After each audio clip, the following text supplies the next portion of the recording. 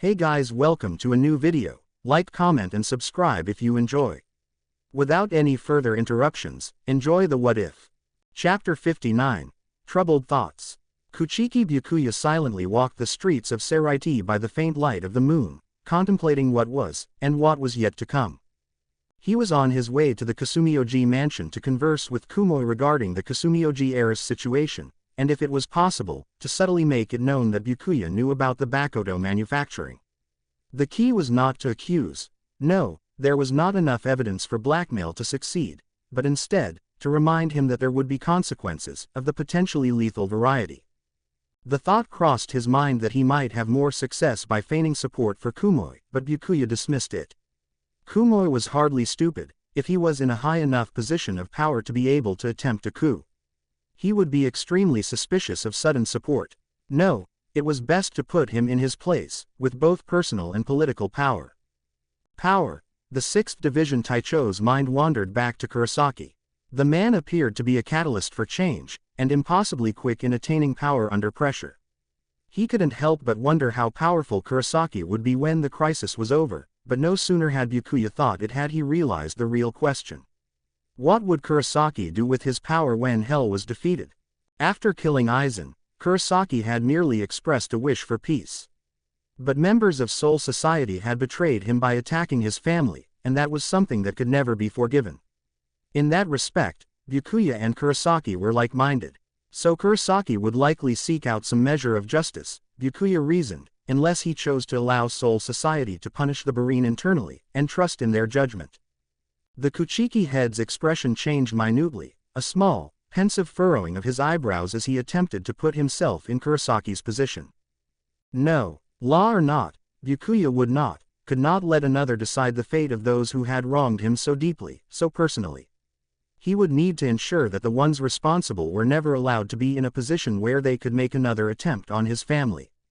Byakuya himself would prefer swift, public execution by Senbon Sakura, so as to make an example to those who would dare follow in the perpetrator's footsteps. It was partly for this reason, after all, that Byakuya had fought so intensely against Kurosaki Ichigo that day on Sokyoku Hill, scant minutes after the boy had saved Rukia. He had felt that Kurosaki was largely responsible for Rukia's complete loss of power, and through that, her eventual sentencing to execution. On top of that, the fool had the nerve to taunt and criticize him for not defending his adopted sister while Byakuya had already been caught between two contrasting vows. How could he not bring out his ultimate techniques, Senki and Shuke, Hakutaiken? Of course, now Byakuya knew the truth, and he was grateful that Kurosaki had succeeded. He had been given another chance to reconnect with Rukia, and now he could see beyond duty and into morality. Ironically, it seemed likely that he would once again enter a situation where his honor and pride were split in two paths. If Kurosaki were to invade with the intent to personally end the Marine who had sent his mother to hell, and the Kasumioji who had delayed Urahara from enacting their escape plan, what was the correct course of action? Should he act upon his duties as Taicho of the 6th Division and defend the members of Soul Society that he knew did not deserve it? Or should he allow Kurosaki, the man to whom he owed so much, to pass unhindered? Of course, the point would be largely moot if it actually came to blows between us once more, Byakuya mused dryly. Much as I am ashamed to admit it, I am not strong enough. My lord, defeating the wielder of Zangetsu may be difficult, but it can hardly be impossible. Every being has a weakness. Byakuya nodded absently to himself. That was true, everything had a weak point.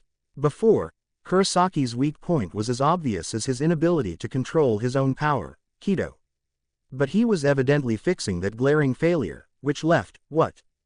Speed, no. Physical might, no. Spiritual power, no. Time limit, no. As jarring as it was to consider, it seemed that Kurosaki had grown to the point where no single Taicho could defeat him. It would take Yamamoto Sotaicho, or a team of well-prepared Taicho, to defeat him. Of course, that only made sense, considering that the might of the Gote 13 had been incapable of defeating Aizen after he'd evolved. Were he a lesser man, Byakuya's eyes would have shot wide open. The Hogyoku, could that be the key to defeating Hell? And if so, is it wise to allow Kurosaki Ichigo to evolve to such a point where not even Ryujin Jaka can burn him? To that, Byakuya had no answer. Zenny quietly followed his new master through the sandy desert that comprised one of the levels of Hell's dimension, trying and failing to sense Masaki. There was simply too much interference, with Hell's Reiatsu permeating everything.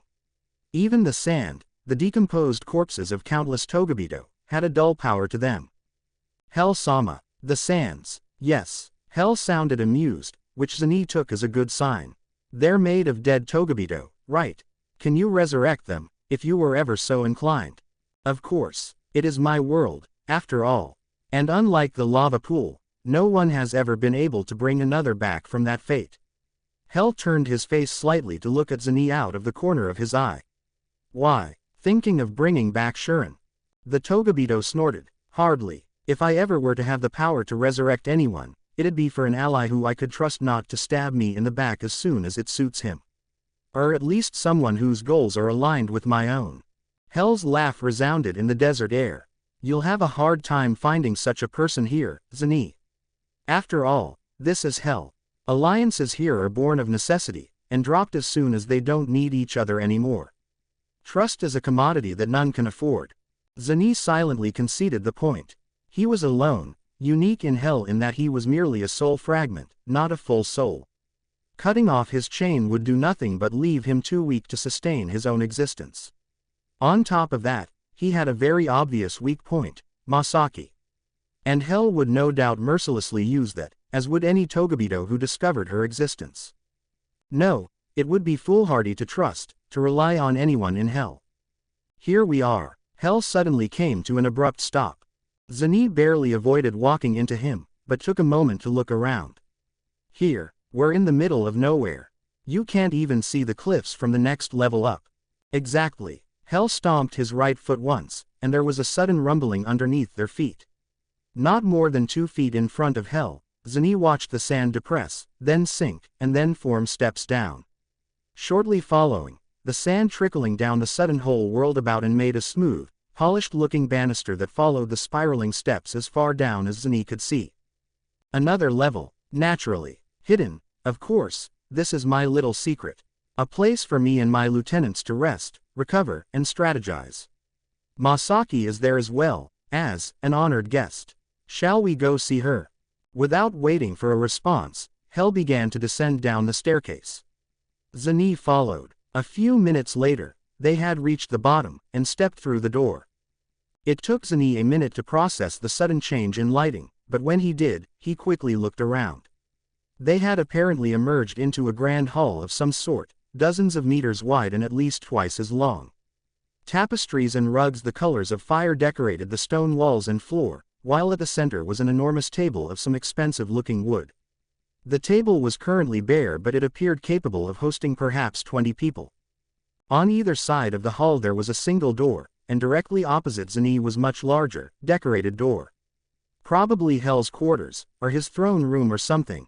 Enjoying the view, am I supposed to? Hell smirked. Then let's move on to the main attraction.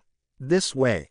They moved on through the largest door that Zenny had noted earlier, and the former aspect of Ichigo immediately spotted the unconscious form of Kurosaki Masaki, whose feet had been chained to the wall on the right side of the room.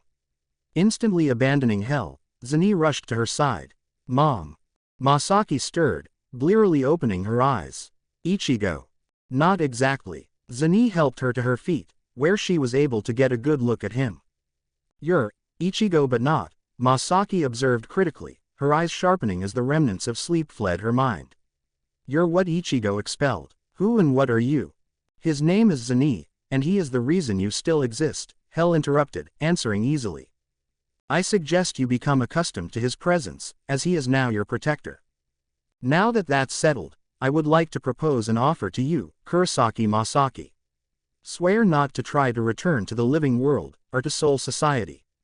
Do so, and I will unshackle you from this wall. You could go where you please, do anything you like, enjoy whatever food and drink you care for. You don't even have to fight for me if you don't wish to. I will swear to such myself if you desire it.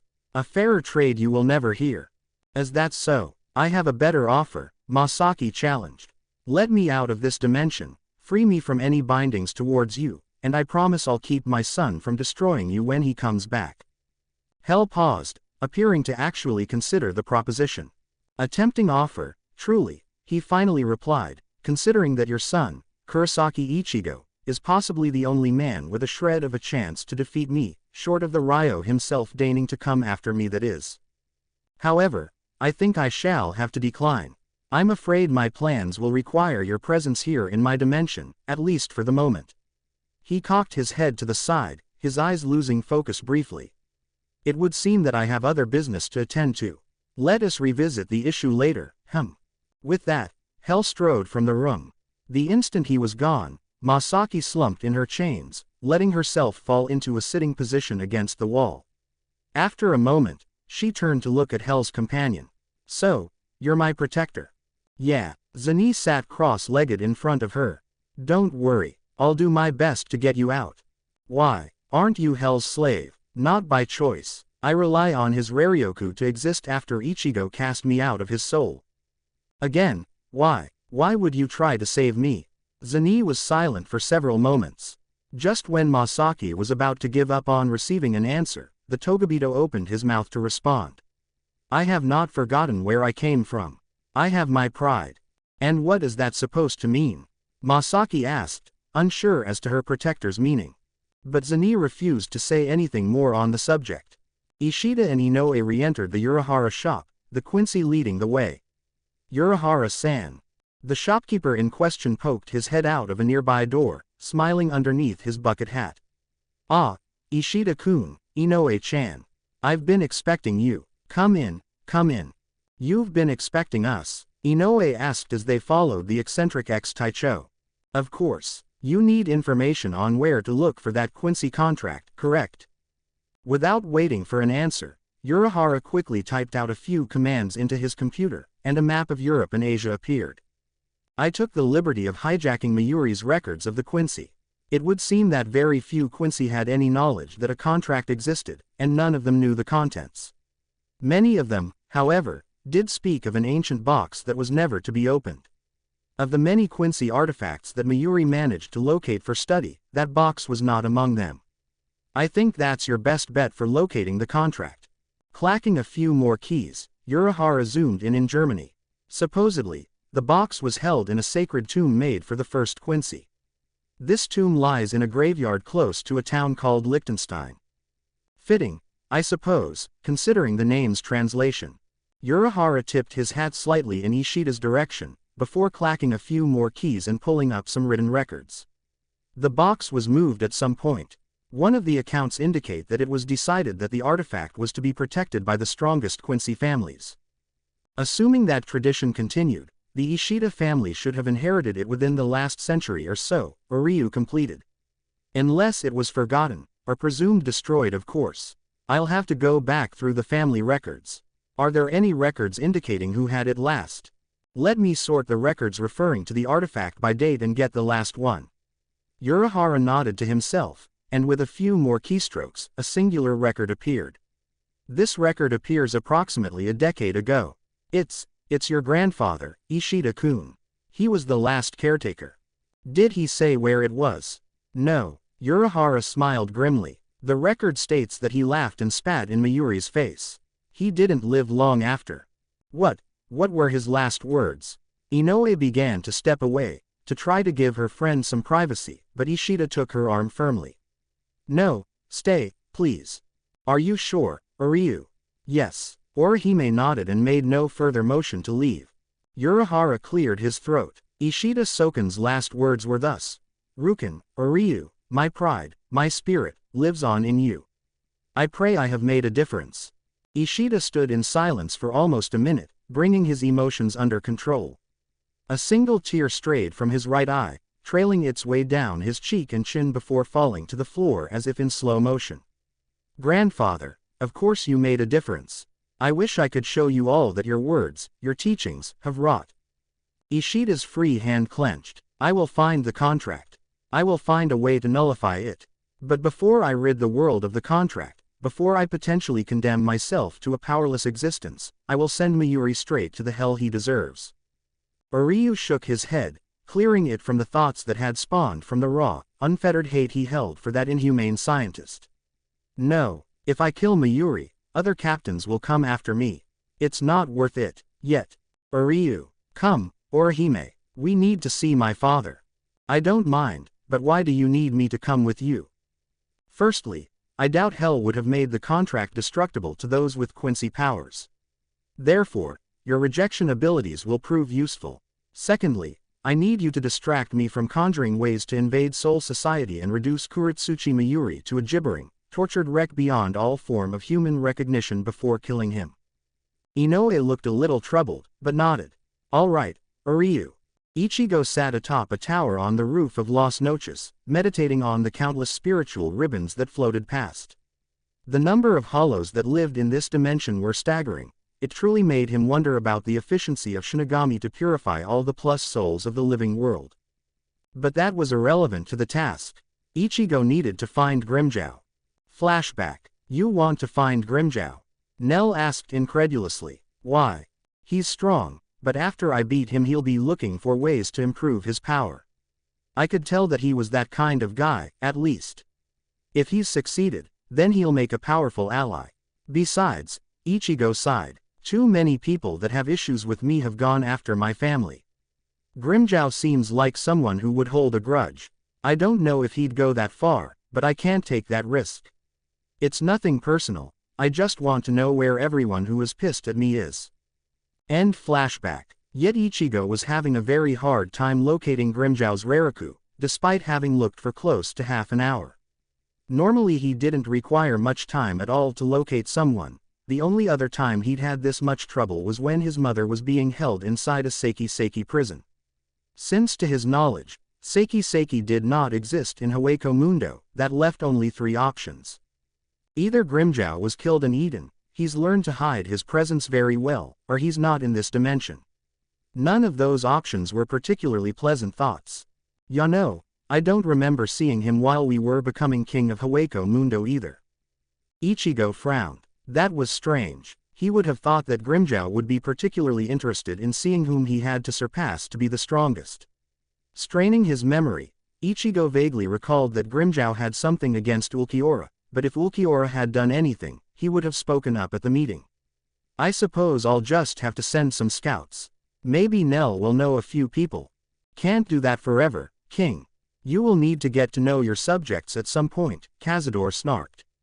It's on the to-do list.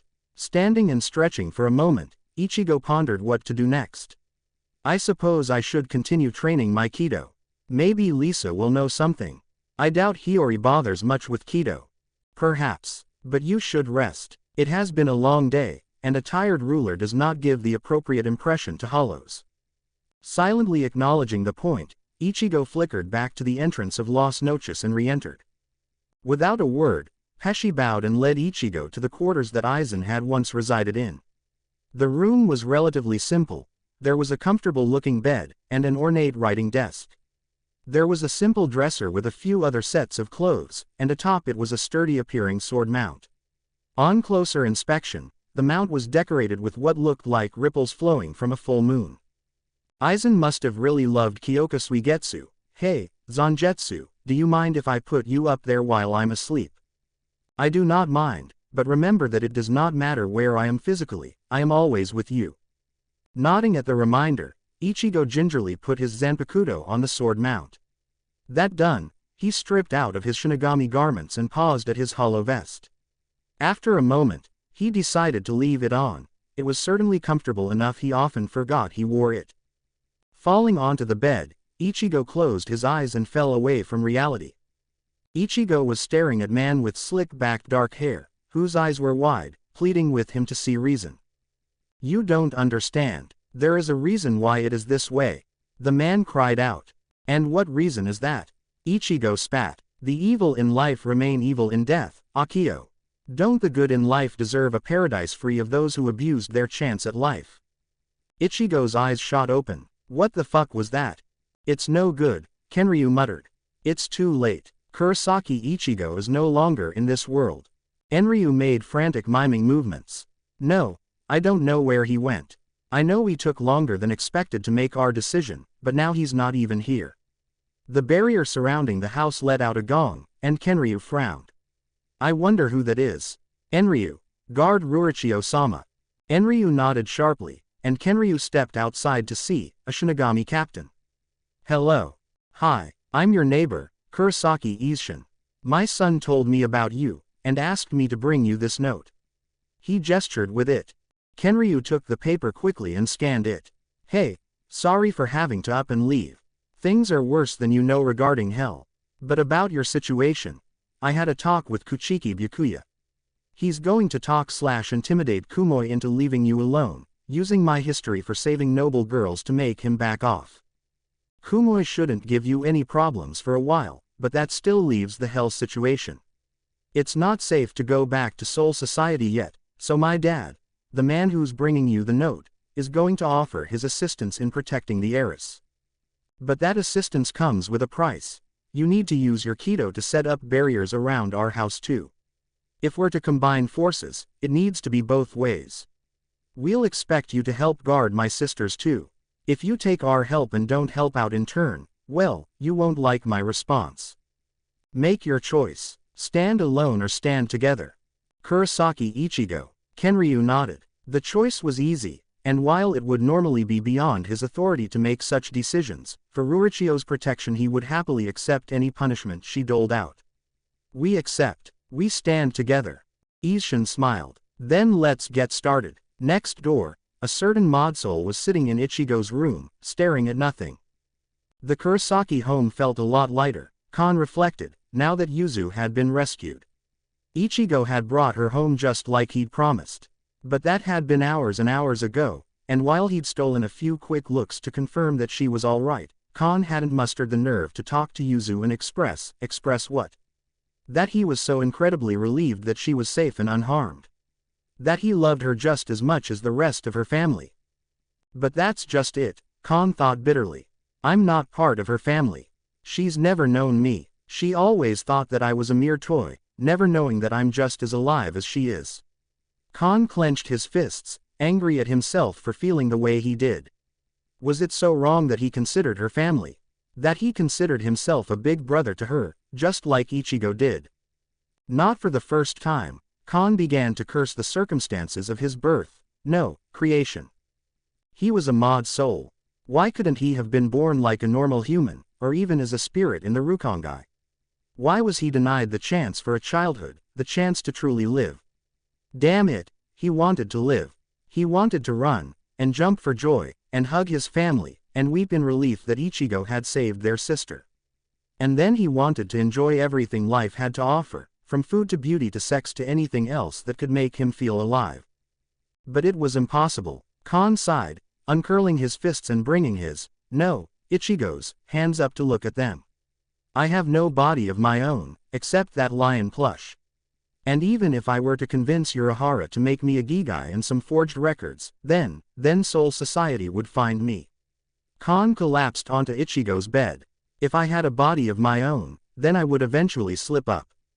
It was true, Kon didn't think he could go without utilizing his incredible leg power for the rest of his life.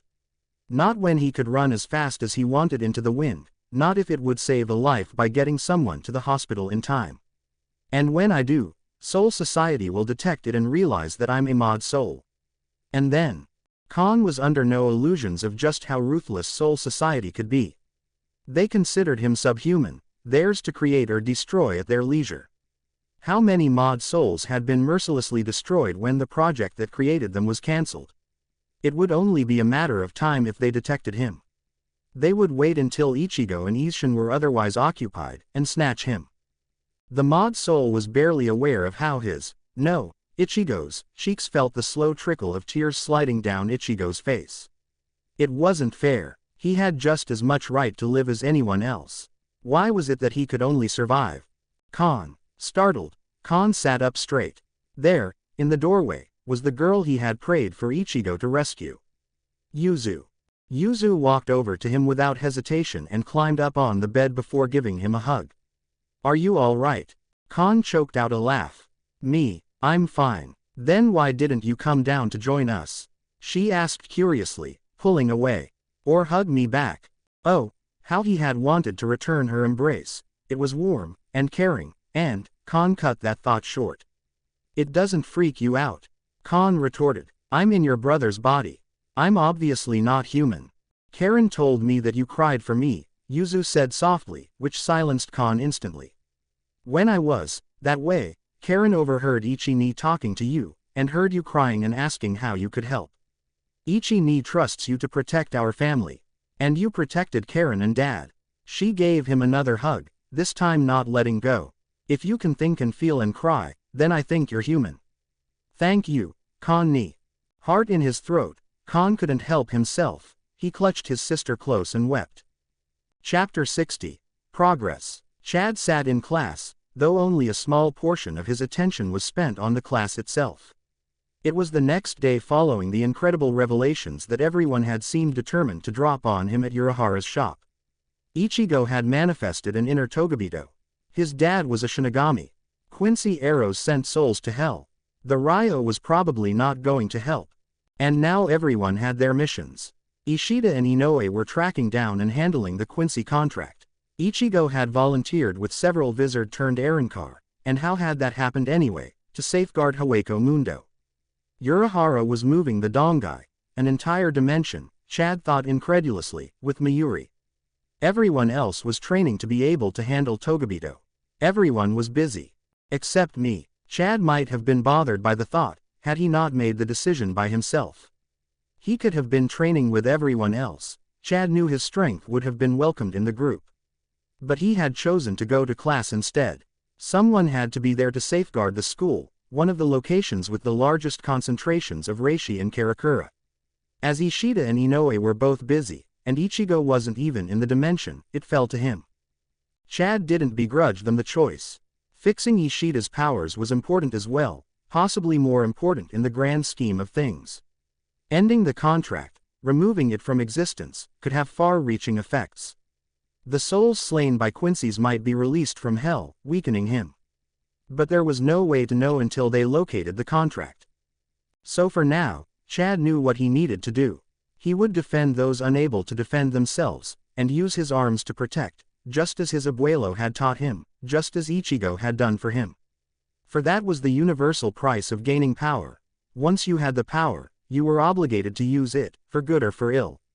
And Chad refused to dishonor his grandfather and his best friend. It was a duty Chad would gladly accept. Even so, he wondered how everyone else was faring. At that moment, Ishida and Inoue were underneath the hospital, looking through the Quincy archives for any clues to where Ishida Soken had hidden the Quincy contract.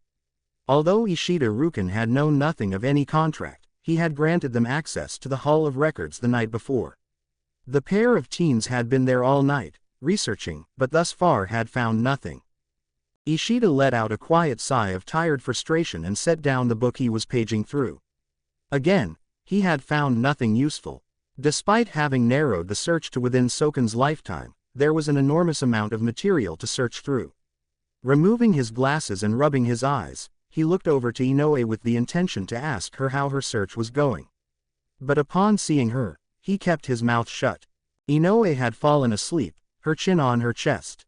Ishida felt a tug at the corners of his mouth as he watched her for a few moments, reflecting on her dedication to help him. It was nice to have such a wonderful friend who would aid him however she could without complaint. Ishida just wished that it hadn't been necessary. Silently rising from the bench and wincing at his leg's protest from not having moved in hours, Ishida removed his coat and gently draped it over Inoue's sleeping form. Rest well. Glancing curiously at the book she'd barely started on, Ishida made a quick note of the title, Life and Death, A History of Relations by Ishida Soken. The young Quincy blinked. He hadn't been aware that his grandfather had written a book. Curiosity piqued, exhaustion forgotten, he took it from the table and sat back down to read it. The book started at the beginning of the Quincy, lending detail to Urahara's brief summary and Ishida's own half-remembered memories. It talked of the first Quincy, and how eventually the Shinigami had become aware of their existence. The book went into extreme detail on every interaction between Shinigami and Quincy, with proposed motivations and supporting conclusions for each side. Though Soken had known nothing about hell, he had suspected that there was more to their arrows than removal of existence. He indicated as much in his analysis of the meetings, and believed that the leaders of the time had shared his skepticism, which had led to further distrust of Soul Society and ultimately, the war that had all but annihilated the Quincy. There had been a few other occasions of interaction between the Shinigami and the Quincy after that, but they were few and far between. The Quincy clans had gone into hiding in an act of self-preservation, leading to secularization, division between the clans. This division, Soken believed, was ultimately the death knell for the Quincy. Only together had they thrived, and the increasing distrust was causing their numbers to grow smaller and smaller. It was then that Soken explained his own attempts to reach out, so the Quincy would not be ended completely. However, as Ryu already knew, that had ended in failure. Soken concluded with a hope that the Quincy not be forgotten, and that Shinigami and Quincy could work together in peace in the future. Sighing, Ishida turned the last page, preparing to close the book. Suddenly, a spark of blue caught his eye. On the back of the final page, there was a glowing message, apparently addressed to him. Ryu, if you have received this message, then I am gone. I hope the training I have given you has helped you and will continue to do so in the future. However, there is a grave task I must entrust to you. There is a sacred contract of our people. You will never have heard of it, and for good reason. It is the origin of our power. It must be protected, but it must never be read, without dire consequence to your soul. As for why I am giving you the contract, your father is a strong Quincy, but I know him too well. He would read it, if only to know exactly what to spare you and any further descendants. I have been tempted many times to read it over the years, but you must not. You see, the contract is not of this world, nor that of Soul Society. The contract has its origins in hell itself. When I was given the contract to protect, I was told of Ishida Haken, who lived during the time of the war between us and Shinigami. He read the contract, and when he was cut down in battle, the gates of hell opened and swallowed him whole. So you must not read it.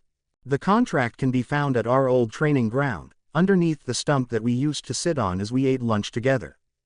Be careful, my grandson, and never speak of it to anyone. Grandpa Soken. Ishida rocketed out of his chair, eyes wide. Of course, he whispered hoarsely. Of course he would have a contingency plan. Of course he would pass it on to me, when his own son didn't want to continue the Quincy traditions. Of course he'd hide it in a place special to the two of us. And if something were to happen to me, the last Quincy, then the contract would die with me. The contract was there the whole time. Why didn't I see it before? Orihime, wake up. Startled by the sudden yelling, Inoue toppled out of her chair. Ow, she muttered, getting to her feet. Ryu. The contract. I know where it is. Less power. Lisa rebuked. Have you no control at all? Ichigo scowled, but refused to rise to the taunt. Lisa had little skill in Bakudo, but while she preferred Zanjutsu and Hakuda, she was decently proficient in Hado. Even so, Ichigo had been lucky that Holo Lisa had been willing to relinquish control back to Vizard so she could teach him in turn. Currently, they were going over Hado 54, Heian, in a continuation of Ichigo's practice of fire spells. However, it was slow going, as Heian required both power and control was something that Ichigo distinctly struggled with. Ichigo grit his teeth as he forced his will onto his Raryoku, willing the purple fire of Heian around his hand to take less of his power and stabilize. It shrunk minutely, and the ripples along the edge of it faded. Lisa came closer to inspect it, frowning critically. Adequate. Still too much power, but now at least the spell isn't going to blow up your hand when you try to cast it. Now hold it as long as you can. Damn it, Ichigo muttered mutinously, his eyes never leaving the violent aura that he was working so hard to maintain. How long did it take you to get this? A few weeks, but I had my Fukutecho duties to attend to, Lisa answered swiftly and unmercifully. Then her face softened slightly. I know it's frustrating. Kido has never come naturally to me either. Hiraku Taicho tutored me in it every now and then when I was his Fukutecho. I didn't know that. Why did you want to learn Kido in the first place? A passing dream, Lisa replied softly. Shihoin Yoruichi successfully blended Kido with Hakuda to create Shunko. I wanted to create a blend between Kido and Zanjutsu, a technique that would increase a Zanpakudo's durability and power incredibly, perhaps even enable a Shinigami to cast Kido through a Zanpakudo to create a limitless variety of attacks. so that Shinigami whose Zanpakuto don't have special energy attacks or whatnot can keep up with those who do. She gestured towards Zangetsu. I've seen you cover Zangetsu with its special technique, Getsuga Tensho, and it increased its cutting power by a great deal. But very few Zanpakuto have abilities like that. Ichigo blinked. He'd never thought of that before. But, isn't a Zanpakuto's durability and power tied to the determination and strength of the Shinigami who wields it? Yes, Lisa conceded, but those without enormous spiritual energy cannot hope to stand against those who do, as you well know. Blending Kido and Zanjutsu would be an equalizer. Ichigo nodded, beads of sweat running down his forehead as he felt his control over Heian waver. Taking a breath, he reasserted his will. It's a good dream, he managed to get out, gritting his teeth and forcefully stabilizing the spell. Did you make any progress on it after you became a wizard? No, Lisa's face fell. After I suppressed my hollow, it took me a long time to get my Kido back to where it was before I hollowified. I can only imagine how much trouble Hachi had. Speaking of troubles with Kido, she leaned down to inspect Ichigo's Heian again, then glanced at Ichigo's face. All right, cast it at the target. Without hesitation, Ichigo flung the spell at the target that Lisa had set up earlier. It erupted in purple flames, almost instantly incinerating it. He took deep, steadying breaths as he relaxed for a few moments. Good aim, Lisa complimented. I expected you to miss a time or two first. Heian isn't like Shakuho or Sokatsui where you just point and shoot. It's just like aiming a Getsuga, Ichigo replied. It's just a matter of knowing when to fire. My trouble isn't with the power or the aim, it's just the control. Hearing that, Lisa paused and looked at him appraising Ly. Did you ever think it might be like when you were training to use your hollow mask? How do you mean? Well, you remember having trouble keeping the mask up, until you were forced to focus on something else. Ichigo's mind flashed back to how Lisa had distracted him, asking about Inoue. Yeah, I jumped from 20 seconds to more than a minute. Right, it was because you were anticipating the mosque's destruction, which simply made it happen faster, Lisa reminded him. Do you think your Kido difficulty could be similar? You're thinking it's difficult, so it is. That might have something to do with it, Ichigo reluctantly admitted. But if Kido is easy, then why aren't there more Kido masters? True, Lisa tapped her chin thoughtfully. Perhaps it's a mixture of true difficulty and your own expectations, then. Could be. What next? Lisa sat down on a nearby chair. Bakudo 9. Horin, sit, Ichigo, and I'll explain the theory. Ichigo seated himself across from her. So, Horin, that sounds like a Hado, though. It does, doesn't it? Despite the name, Horin is a Bakudo meant for capture. It's basically an extension to Heinawa, if you know it. Ichigo nodded an affirmative. Good, that makes this easier. The thing to be aware of is that Heinawa is stronger and more versatile, but is single target only. Heinawa can't split and capture more than one person. You'd need separate spells for each target. Horin, on the other hand, is exclusively a capture spell. It's weaker, but it can be split to more than one person at a time, making it very useful for immobilizing and capturing groups. Ichigo frowned pensively. You say it's weaker, but its strength depends on the skill of the user, right? How does that make sense? Lisa nodded, acknowledging the question. Heinawa is purely binding an opponent, while Horin allows binds the opponent and allows the user continuous control over the length and direction of the spell. To give an example, if you use Heinawa on me, then I can't move, but you can't shorten the rope or tighten it or lead me anywhere else without picking me up and moving me. You can think of it as a fire and forget spell. Horin, on the other hand, allows for your direct control, including the ability to fling the prisoner with your spell. Since the focus is fragmented, the strength of the spell is as well. After a moment, Ichigo hesitantly nodded in understanding. All right. As with all Bakudo, you need to have a clear visualization of the effect you want. You'll want to make a sharp hand motion towards the target to fire the spell, which will be attached to you through your index and middle fingers, Lisa lectured, before standing up. I'll be your test subject. Grimacing, Ichigo stood up and walked a little ways away. I don't suppose there's an incantation. There is, but Horin is low enough level that you shouldn't need it. Besides, incantations are a pain to remember. Nodding in agreement with the latter statement, Ichigo made a hand sign with his left hand and visualized his power quickly wrapping around and binding Lisa, while remaining connected to him for him to shape and move as he wished. Bakudo 9. Horin, he snapped, jabbing his hand at her. Much to both their surprise, a chain made of orange light shot out and wrapped Lisa up tight for a few seconds before vanishing. "All right, I wasn't expecting you to get it on the first try," Lisa grumbled, rubbing her arms. "But two things. First, this Bakudo requires a constant feeding of Raryoku to be maintained. Second, that spell isn't supposed to create chains, and it was a damn sight stronger than it should have been. That spell looked more like Seijo Sabaku than Horin. Were you visualizing chains?" "Not really," Ichigo admitted. "I was thinking more abstractly, just wanting my power to bind you." Lisa looked at him seriously. "Does your Heinawa make chains as well?" "Come to think of it, yeah, actually. It made chains when I was fighting this Quincy in hell. I don't know why it worked so well then, anyway. I was struggling to make anything when I was learning the spell to begin with." Lisa stared at her fellow wizard disbelievingly. "Ichigo, that spell is only meant to make a simple rope. Chains are far more complex, and a lot stronger. Do you have any idea what you've done?" No, Ichigo. You've accidentally recreated Bakudo 63, Seijo Sabaku, which should be well beyond your ability. The only explanation I have for this is that your soul must have a predisposition, no, an outright affinity for chains." Ichigo blinked, then rubbed his neck and looked up, deep in thought. "Well, Tensa Zangetsu does have those chains on the end, and I've been able to change their length and make them move ever since I trained in the Dongai. Maybe it's part of Zangetsu's power."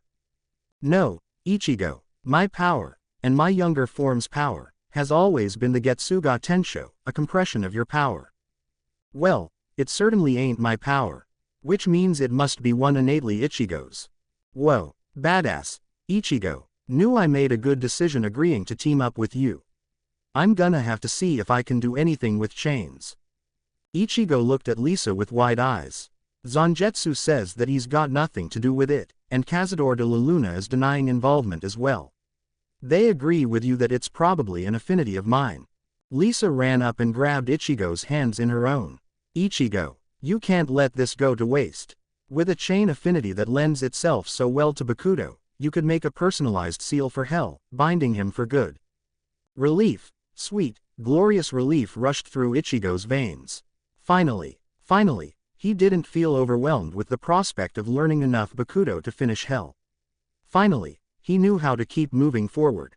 He found himself smiling, and for once didn't bother to crush it with his usual scowl. "All right, let's get started." Hado 63, Reikoho. Rukia roared, rushing at Soda no Shirayuki, unleashing a massive lightning blast with one hand while readying her blade with the other. "Tsugi no Mai. Hakurin," Soda no Shirayuki retorted, pointing her own sword at Rukia. Ice met lightning with explosive results, where both Shinigami and Zanpakuto had to dodge to avoid being caught up in it. Flickering behind her opponent with Shunpo, Rukia quickly slashed at her beloved Zanpakuto with a blade empowered with San no Mai, Shirafun. In her left hand, she had prepared Hado 54, Heian, just in case. Soda no Shirayuki barely managed to spin and block, her eyes narrowed as she clashed with her wielder. Some no Mai, Tsukashiro. Jumping backwards to avoid being caught in a pillar of ice, Rukia flickered into Shunpo again and flung Heian at her Zanpakuto from the side, only for it to be effortlessly batted away. "Fine, if I need more piercing power, better be, once more," she Shunpo-ed, but this time appeared right in front of Soda no Shirayuki and clashed her sword against that of her sword spirit. Imitating her brother, she jabbed her free hand's index and middle fingers into Soda no Shirayuki's shoulder and incanted, Hado 4, Byakurai. The piercing lightning lanced through Soda no Shirayuki's shoulder, taking her by complete surprise. She jumped backwards, grimacing in pain, but Rukia knew better than to wait for her to recover. Soda no Shirayuki could very easily temporarily repair the damage with some self-generated ice. She'd learned that the hard way earlier in this very fight. Rukia quickly pierced the ground a few times. Tsugi no Mai, Hakurin. Hidden behind the avalanche of cold, Soda no Shirayuki smiled, and held her sword up in front of her face. Shi no Mai. Shirayuki. As soon as the Hakurin vanished, Rukia looked around frantically for her Zanpakuto. She could feel that Sota no Shirayuki had not returned to her heart, but she couldn't see or hear her anywhere. She kept on her guard, unsure of where the attack would come from. So she was completely surprised when she felt a blade at her throat. Well done, Rukia, Sota no Shirayuki congratulated, backing away. You have forced me to use Shi no Mai, Shirayuki, and so you have earned it. Rukia turned around, an excited smile gracing her face. I did. You did. Now, watch me use it, and tell me what you see. Shi no Mai, Shirayuki. Rukia watched her sword spirit dissolve into many snowflakes that floated in midair before coalescing back into Sota no Shirayuki's form. You converted yourself into snow and cold air. And then back. Yes, Shirayuki is a double-edged technique, Rukia. It grants you intangibility, invisibility to an extent, and freedom of movement, if your will is strong enough. This technique will endanger your life, Rukia. If you lose yourself to the call of the cold, then you will die. Sota no Shirayuki cupped her wielder's cheek as her feet and legs began to dissipate. Be careful, Rukia. I will. And with that promise, Sota no Shirayuki vanished, returning to Rukia's inner world. Congratulations, Rukia. Renji stepped into the clearing, having watched from a distance. You have your fourth dance. You've made fantastic progress. Hell, I'm a little jealous. My desperation technique leaves me without a Shikai, yours makes you a freaking ghost. That's what you get for being all brawn and little brain, Rukia teased with a smirk. Oi, this is the thanks I get for getting you started on Bankai. Like you've been training me at all since I manifested her. I've been doing your work and mine, casting those keto for you. Oh, as if you didn't enjoy showing off. Says the man with giant freaking snake for a Bankai. Compensating much. They stared at each other for a minute, then broke down laughing. After a few moments, Renji managed to get his chuckles under control. Seriously, Rukia, well done. I'm proud of you. Rukia smiled, accepting the compliment. Thanks. How are you doing on Hado 11, Suzuri Raiden? Renji beamed. Very well, actually. Thanks for showing me that one. Zabumaru and I are excited to try it next time we fight. Show me. Renji nodded. Howl. Zabumaru. Once his Zanpakuto emerged in Shikai, he swung it at a tree a dozen meters away. Hado 11. Suzuri Raiden. Zabumaru crackled with electricity as it extended, and it cut through the tree easily before it shortened again, at the ready in Renji's hand. I feel like I could keep this spell up all day, he exclaimed happily. Rukia inspected Zabumaru carefully. The spell looks good. Looks like all that time we spent on your control is paying off. Does using this technique hurt him? No, he says it tickles a little, but it doesn't bother him, Renji relayed. Then he cocked his head, obviously in mental conversation with his Zanpakuto. Nodding quickly, he released the spell, making the electricity dissipate from Zabumaru. But apparently I shouldn't try to hold it for too long. Something about electricity heating up the metal thread that holds all the segments together, and if it overheats too much then it would hurt Zabumaru, and possibly break the sword. Rukia nodded in understanding. Let's get some lunch. I used a lot of Raryoku training, so I'm hungry. Sounds good. Lead the way. Tear the sky asunder. Zanjetsu, Zani incanted, and was gratified to feel the familiar weight of his Zanpakuto materialize in his hands. He could tell without trying that Bankai was beyond him without Zanjetsu's spirit, but at least he wasn't completely defenseless. Very good, Hell commented from the door of the room that Zani had chosen to test his powers in. And the mask? Nodding, Zani raised his left hand to his face and pulled, and successfully manifested a mask. Taking it off to look at the face, Zani frowned to see that it was the Jillian variety. HMPH. I was trying for the Ajuka's mask. It seems that without their spirits, I'm left with only the basic forms, he commented. It's better than nothing, though. True. However, it's not enough if you're to do battle against Kurosaki Ichigo. Zani looked sharply at his boss. That hadn't been part of the deal, but he knew better than to argue. Yeah, do you have something in mind? As a matter of fact, I do. My power flows through you. It may be enough, especially here. I wonder if she'll accept you, With merely a gesture, Hell conjured his sword and then held it out to Zani. Go on. Take her. It's a Zanpakuto. Why would giving me a Zanpakuto help, if I already have Zangetsu? Hold on, how does Hell have a Zanpakuto? Nevertheless, he did as he was told, taking the sword with his left hand. Hello. Zani had the distinct impression that she was not impressed. It was definitely female, from the feel of it. I don't think she likes me very much. Well, at least she hasn't cut off your hand, Hell comforted him offhandedly. That's what she did to the last couple of people I tried to lend her to. Well, good luck. I'm locking you in until you know her name. For Masaki's sake, you shouldn't take too long. Wait, stop. But Hell was already gone, and the lock activated a moment later. Grumbling, Zani sat down and stared at the Zanpakuto in his hand. Listen, I'm sure you don't like this any more than I do. I know damn well that Zangetsu would have my head if I ever tried to just give him to someone else. He's a part of my soul. Liar. Zangetsu's influence is here, yes, but he is not within your soul. Surely you've noticed by now, I'm not exactly a whole soul. No, you are not. You are a fragment of Kurosaki Ichigo. Zangetsu lies with him, but that serves my purposes well enough. The frown on said fragment's face deepened. Your purposes?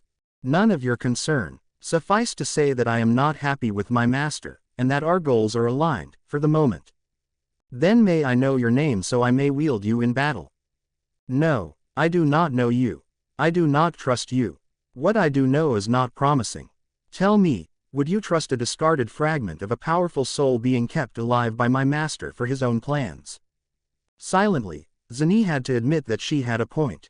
Even so, I thought our goals were aligned, and that I serve your oh so mysterious purposes. Surely it'd be in your best interest for me to stay alive, and you know that Hell is going to send me into battle against Ichigo.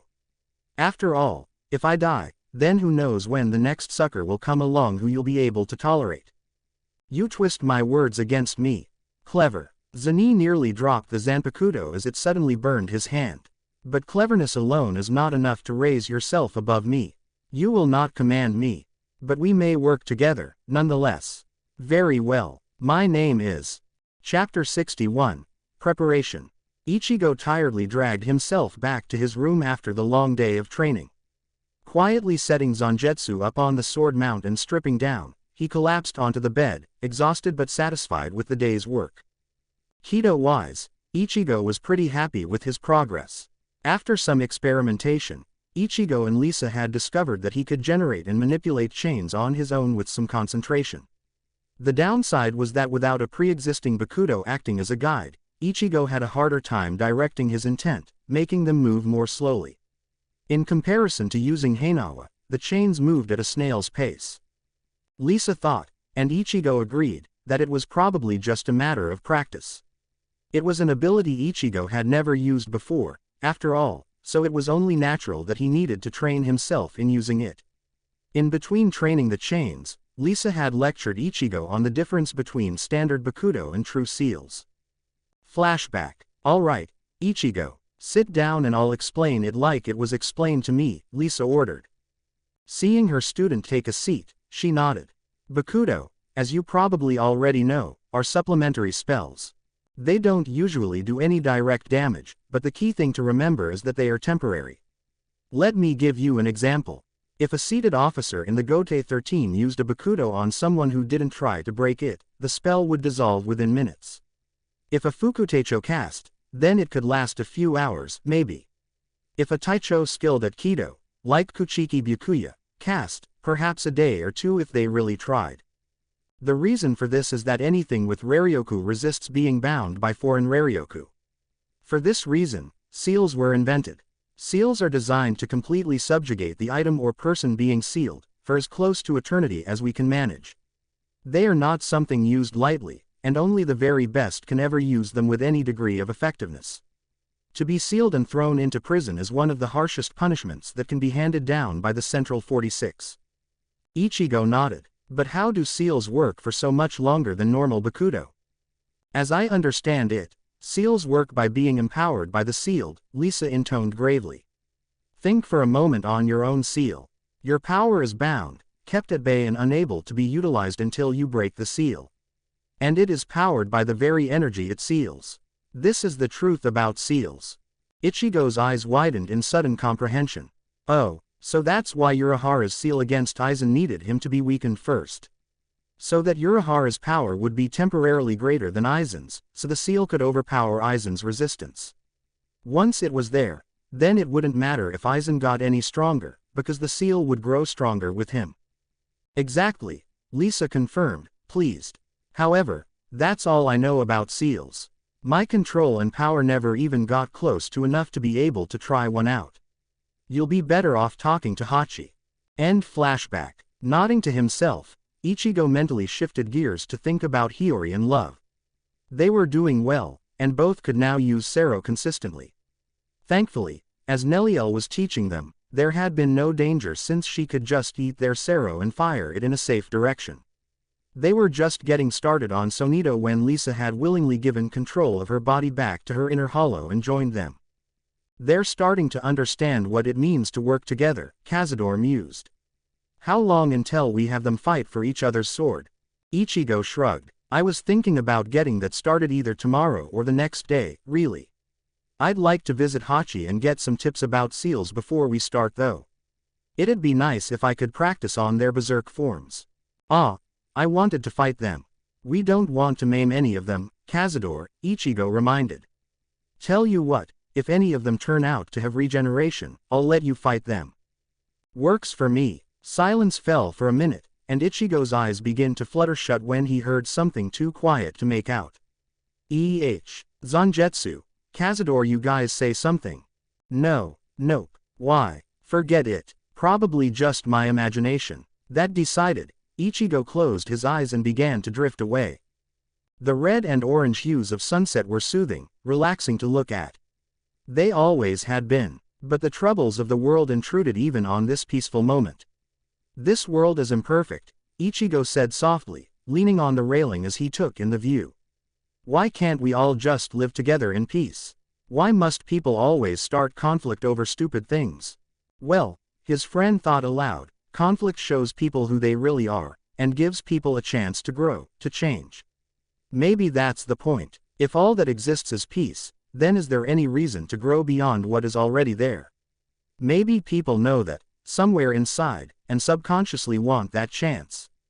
A chance, to show who you really are, who you can become. Ichigo took a minute to process that. It made sense, but at the same time, but if all that exists is war, then only hate and prejudice and pain remain. What sort of existence is that? I think the key, as with all things, is balance, Ayumu, his friend responded heavily. Conflict inspires growth and makes people appreciate the calm of peace. Peace soothes the pain of conflict but fails to encourage change. In excess, neither is desirable.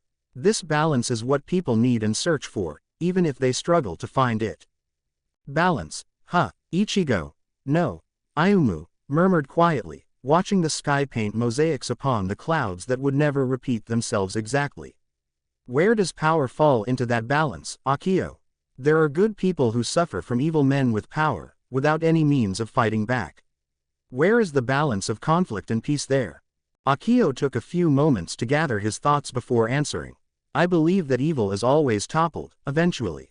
Even if there is a dynasty that rules cruelly for 10,000 years, the people ruled have the chance to grow, and the chance to overthrow their oppression. Then peace will reign for a while before conflict returns once more. Maybe. But no matter who they are, what they've done, they all come here to the afterlife, where they have the chance to do it all again. Akio glanced at his friend with a sigh. We've had this argument over and over for the last 100 years. You've made your point that there is no real punishment for being wicked and cruel in life. Ayumu sighed as well, and you've made yours that without contact with good people who can show a better way of living, there is little hope of them ever truly reforming. They stood in silence for a time, watching as the sun finished setting. Perhaps the answer lies in segregation and rehabilitation.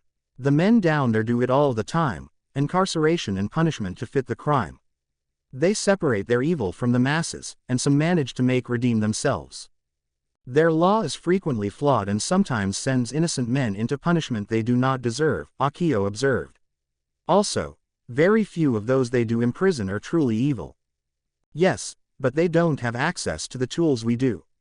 They have to judge by evidence of their surroundings and testimony. We can examine their souls and memories, and sort them that way. Ayumu's voice grew stronger, more excited as he thought more on the idea. For the sake of argument, who would do the judging? There are so very many people, after all, and even you and I are imperfect. Morality and the definitions of good and evil change and evolve so frequently. What is evil in one culture is encouraged in another. What being could objectively judge all spirits? Ayumu slumped, recognizing the truth of those words. Perhaps you're right. Ichigo opened his eyes, not sure at all what to think about what he'd just witnessed. Had that conversation really happened, or was it a product of his imagination and own feelings about the afterlife? If it had happened, who were Ayumu and Akio? And why was he dreaming about them? What possible connection could he have with them? Despite his admitted lack of memory for names, he was almost positive he knew no one with those particular names, especially anyone who theorized about the balance of conflict and peace.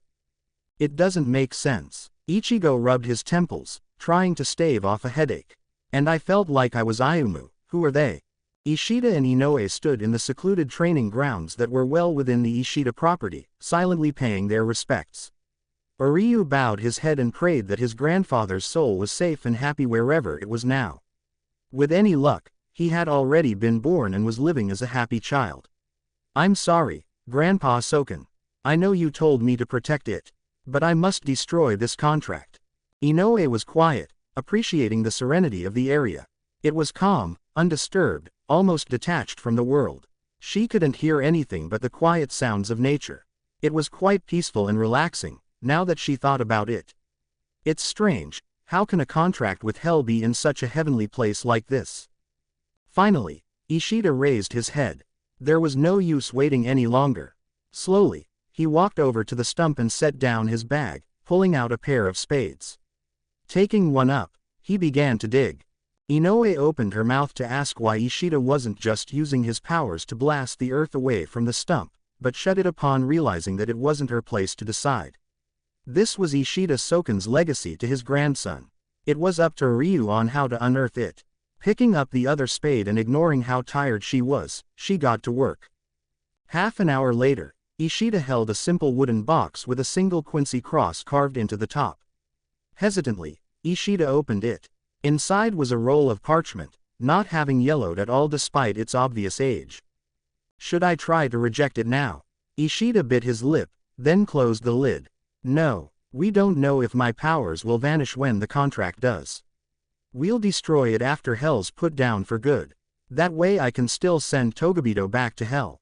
Inoue nodded, accepting the decision. Then let's go back to Urahara. He can keep it with the Hogyoku, protected from hell until it's time. Ishida nodded in agreement. And then let's get some rest. We've earned it. A sudden spark of power made both of them whirl around, seeing a portal to hell open. Outside came Hana, the Togobito that Ishida and Inoue had spoken with before the invasion. Give me the contract, Quincy. Not a chance. Without warning, Ishida shoved it at Inoue, who took it reflexively.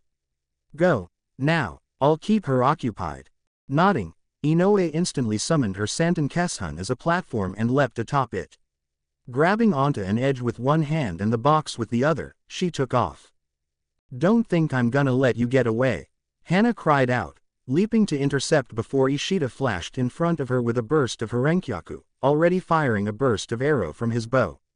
Hana brought her arms in front of her face, materializing her chains to block the shots. A quick flicker behind her, and Ishida shot a powerful arrow into and through her right shoulder. Hana screamed, clutching her shoulder with her left hand. Damn it, she gasped out. Fine then, Quincy, you're faster and stronger than I expected, but I know when I've lost. Finish me and send me back to hell. Not before I get some questions answered. How did you know the location of the contract? He asked coldly. Did you really think that hell doesn't keep track of his obligations? Ishida glowered at Hana. Why does hell want it back all of a sudden? All of a sudden, Hana did something unexpected then. She laughed. He's wanted the contract within his own realm for as long as the contract has existed. The Quincy tricked him. The pact was made between a man and a small collection of Hell's soul fragments that had over the course of millennia managed to regain a humanoid form. He had every intention of hiding the contract in Hell.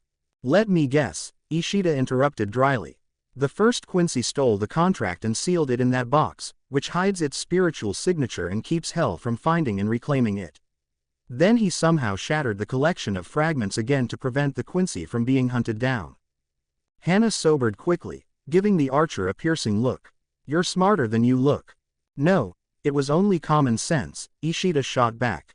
The thing to remember when dealing with devils is that you should expect to be double-crossed. The only way to come out ahead then is to be the double-crosser. This also explains why you only just came after the contract. You couldn't find it until I opened the box and revealed its spiritual presence. Finally, I have the answer on why the contract even existed to begin with. I surmise that Hell wanted powerful spirits to be damned upon their death, so he could consume them and regain his former power. You're a lot scarier than I thought you'd be.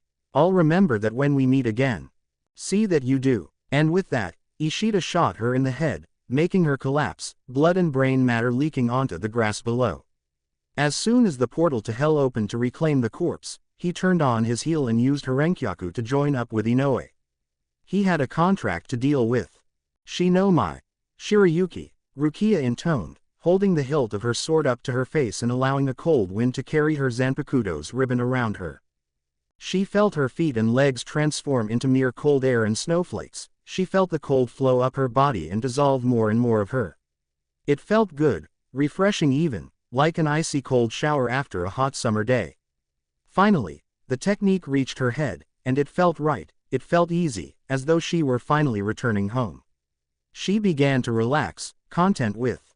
Rukia. Startled, Rukia remembered Soda no Shirayuki's warning. She couldn't lose herself to the call of the cold, or she would never be able to rematerialize. Nor would she ever want to. Mentally slapping herself, Rukia focused and ended the technique, rematerializing exactly where she'd started. Breath. Oh, sweet lungs, beating heart, blessed warmth that ran through her veins as her blood once more flowed hotly through her body. Rukia fell to her knees, overwhelmed with the sensation. How had she not been constantly aware of her own body before? She could feel every muscle in her body, tensing and relaxing as she simply breathed. She took another breath, delighting in how it was pulled into her lungs for her blood to take to the rest of her body.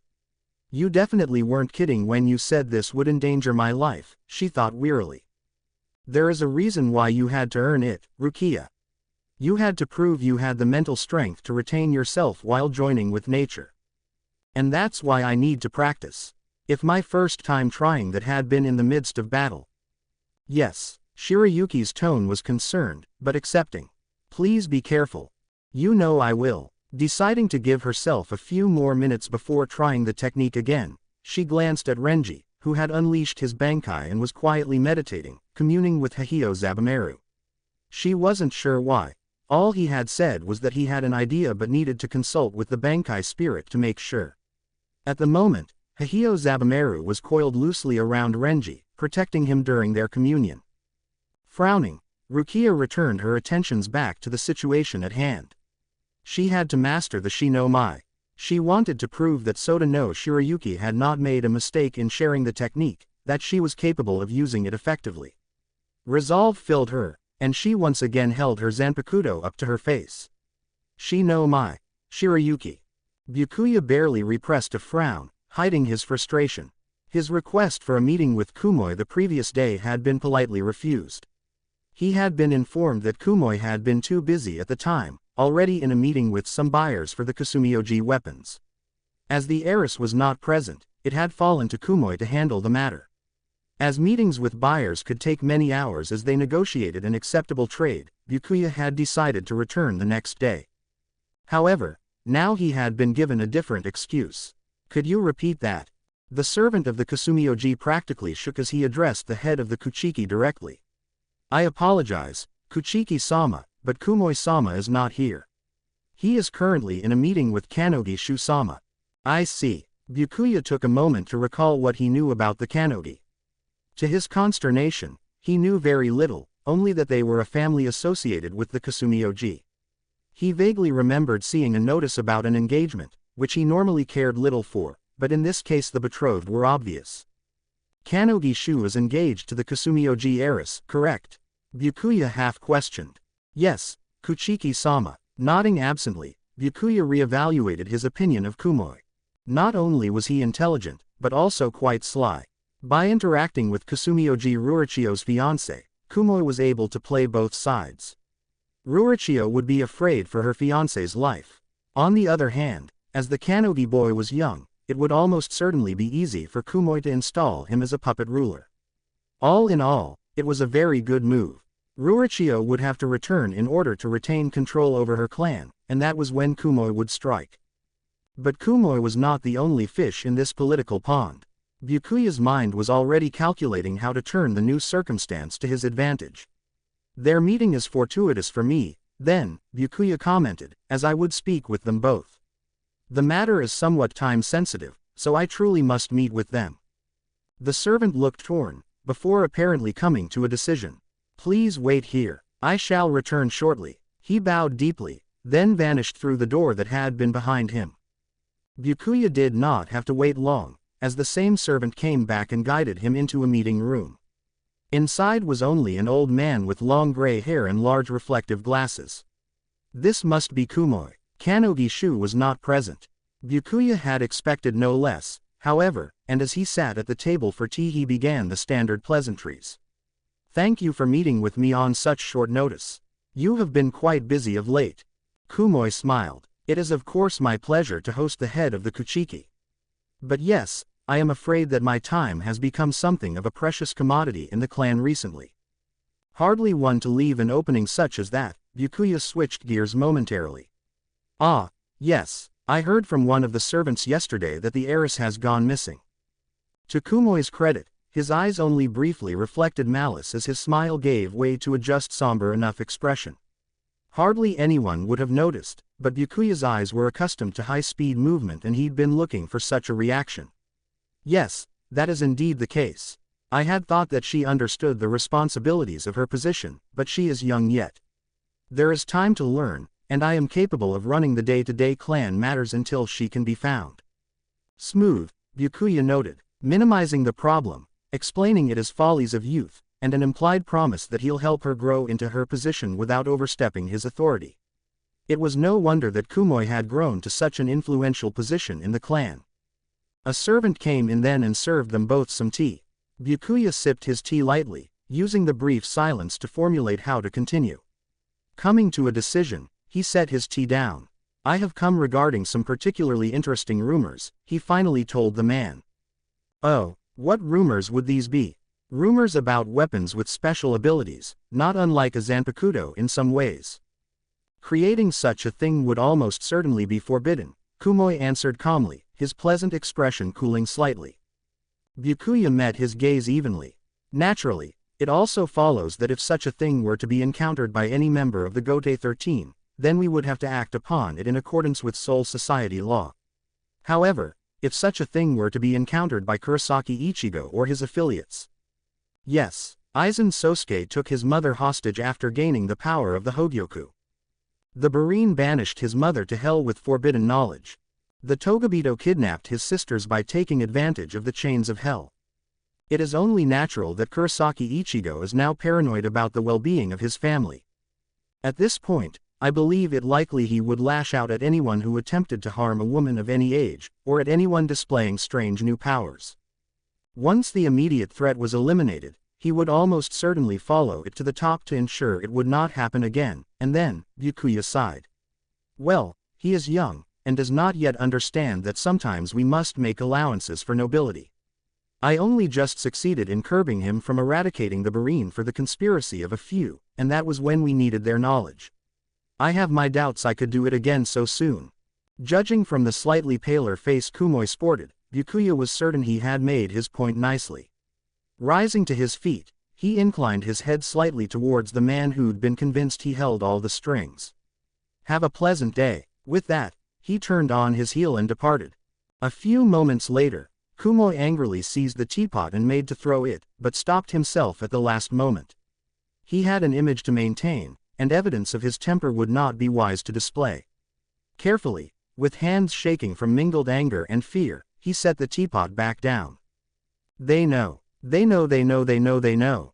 Kumoi shook his head. Of course they knew. As soon as Kurosaki Ichigo had made contact with the heiress and her two damnable bodyguards, it was inevitable that word would make its way back to Soul Society. Thankfully, there was no proof of the Bakodo, which kept the Gote 13 from accusing him of treason, but that could change if one of the assassins were killed, or worse yet, captured. Sipping his tea, Kumoi tried to think of a solution. Kurosaki Ichigo had to be removed from the equation somehow. He hadn't thought the man had a capacity for vengeance, but now that it had been pointed out, it was quite obvious. Going after him or his family was apparently suicidal, as was directly going after the heiress. So instead of assassins, the death of the heiress needed to look like an accident, enough so to fool a suspicious mind. That would be difficult to arrange, very difficult, but not impossible. Kumoi smiled. He had time. The Gote 13 had begun some operation regarding the Dongai, making interdimensional travel risky at best. That meant that the heiress would not be able to stop him from ruling through her fiancé, Shu. With time and the clan's resources behind him, plus the Bakodo, yes, it could be done. Hitsugaya panted heavily, his Bankai reverting back to Shikai as he recovered from the fight he'd just had with the Arrancar version of Shinji. He'd nearly died several times. It was only lucky that Shinji did not have his Zanpakuto in his Resurrection. If the ability to reverse his perceptions had been present, then he would have been crushed even more decisively than he had been. To Hitsugaya's mild satisfaction, Shinji had not come out of the conflict unscathed. His robes had taken several hits, and although the ice wielder had originally had difficulty cutting through Shinji's Hiero, he had eventually managed it.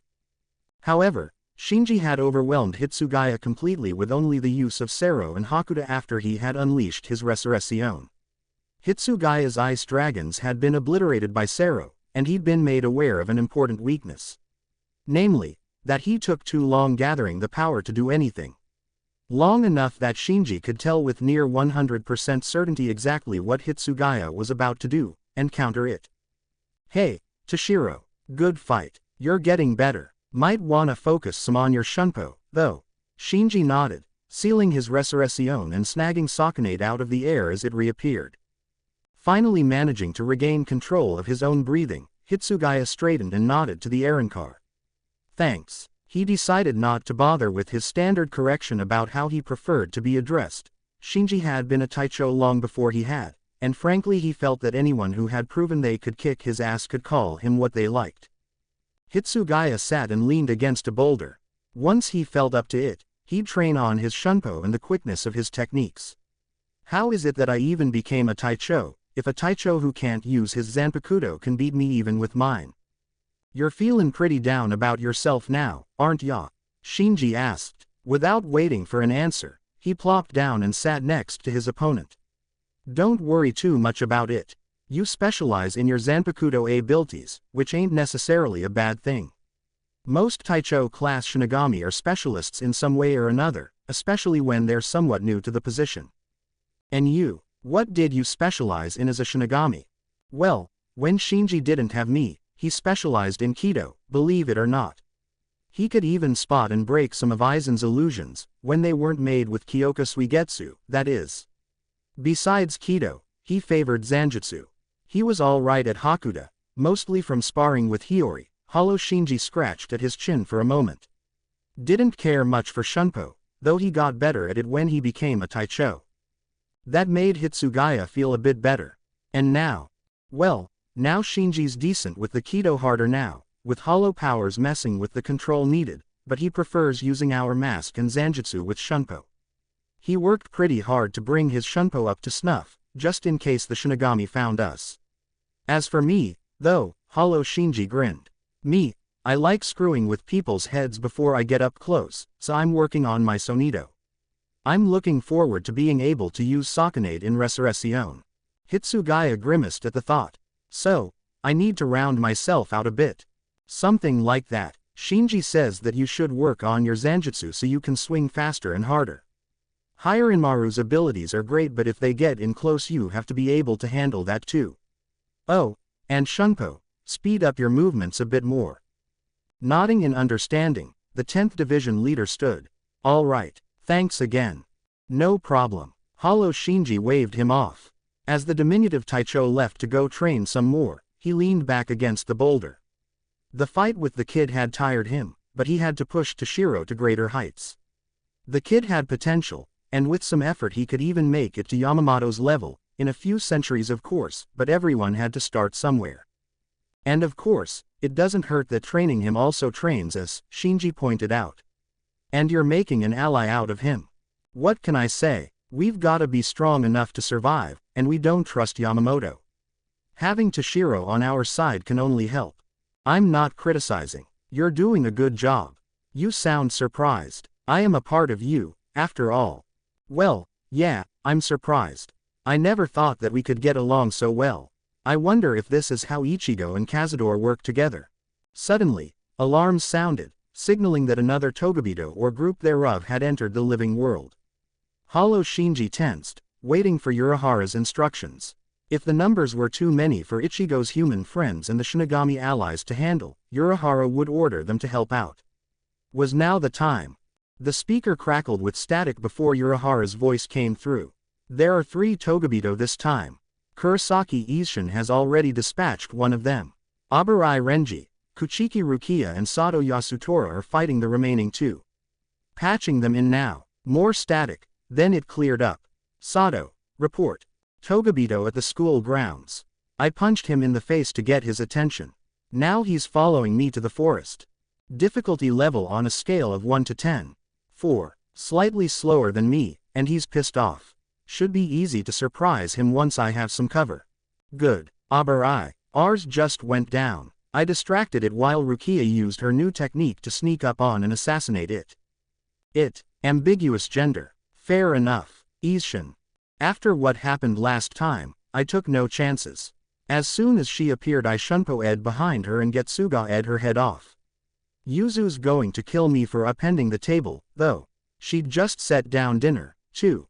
I'll send Rukia to pick up the corpse. Urahara sounded vaguely amused. Sato, how are you doing? Lemuert. There was a pause. He's dead. Got him by surprise, then. Yes. Well done. Sensors confirm that all Togabito presence has vanished from the living world. Excellent work, everyone. The speaker crackled then shut down. Hollow Shinji scowled. Something ain't right. I can feel it. I agree. Hollow Shinji could feel the inner Shinigami frown pensively. Why send so few people?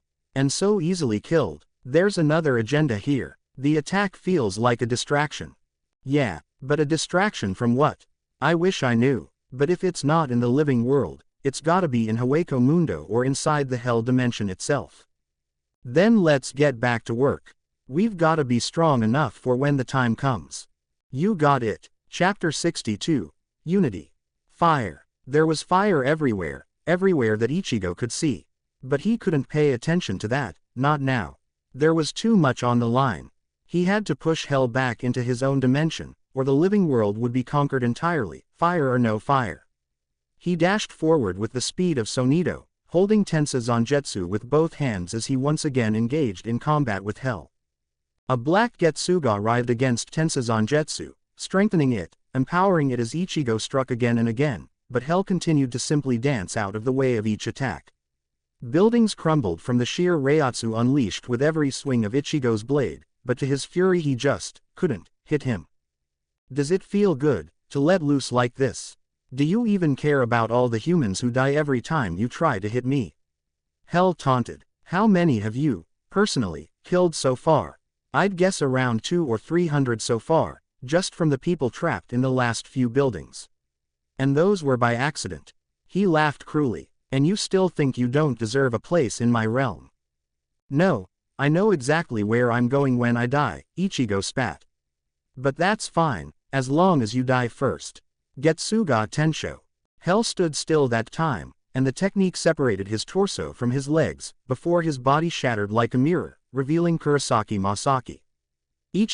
Go, she breathed, blood dribbling from her lips. Why? Ichigo's resurrection crumbled as sheer horror overwhelmed his senses, and he fell to his knees. No, Mom, don't go, no, Stay with me. I'm sorry. I didn't know. That's always your excuse, a voice behind him chided. You didn't know. Cold comfort when the Grand Fisher killed her, wasn't it? Ichigo leapt to his feet and spun on his heel, tense Zangetsu at the ready despite the tears in his eyes. Aizen. You didn't really think that I would die so easily, did you? With the power of the Hogyoku, I cannot die. But, I can be enslaved, it seems. I apologize for the illusion. It was not my choice. And chains erupted from Aizen's chest, forming a collar around his neck, with the leash being held by Hell, who stood several meters away. You cannot win, Kurosaki Ichigo, Hell told him with a slight smile. Not when you delivered such a wonderful power to me. If only you hadn't killed him, then maybe the two of you could have bound me, but we'll never know. Now come, Aizen, let us finish what you started. Create the Okayan, and we will conquer the Ryo as well. Go, Masaki whispered. Wake up, what? Ichigo, wake up. Ichigo's eyes flared open, lunging from the bed and pinning Neliel to the wall by her neck with his left hand while Zangetsu leapt into his right. He blinked, awareness returning to him, and a moment later he let go of Neliel and lowered Zangetsu. Sorry, he mumbled. The Arrancar rubbed her neck lightly. We can talk about this later. There's no time. Hell has launched an invasion force. It's large. Several hundred Togabito according to Pesci. Stark and Harabel are already there, fighting. Ulquiorra is gathering some of the Vasto Lord. We need you to lead the charge. All Hollows respect the king, but if the king won't fight, why should they? Ichigo's expression hardened as he nodded. Take me there. In response, Neliel vanished in a burst of sonido. Ichigo followed with Shunpo. Moments later, they emerged from Las Noches, and they made a sharp left. Several moments later, they leapt into the sky, and as they passed over one of the countless sand dunes of Hueco Mundo, Ichigo could suddenly see them. Dozens of Ijukas were fighting, but they were losing ground quickly from the sheer numbers. There was no time to think. There was only time to act.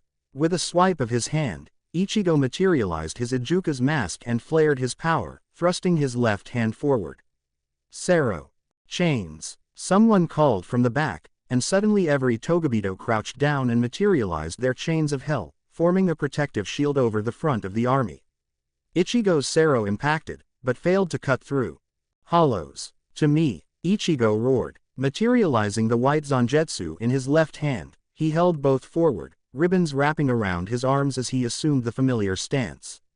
Black and white fire erupted from each, enveloping his swords and his body, and when they faded, he was in his resurrection with Tensa Zangetsu. I said, Hollows. To me. Barely a moment later, all the Ijukas that had been fighting the army had vanished and appeared behind him. Ichigo could sense a few Vasto Lord-class Hollows a small distance behind them. Ulquiorra succeeded, then, he thought in satisfaction. Then Ulquiorra, Harabel, Neliel, Stark and Lilinet appeared in front of Ichigo, all kneeling respectfully. My king, your orders. Ulquiorra requested. Ichigo took a precious moment to think and observe. The chains of hell were nigh unbreakable, and having such an army so well trained to utilize that to their advantage meant that they had an ultimate defense.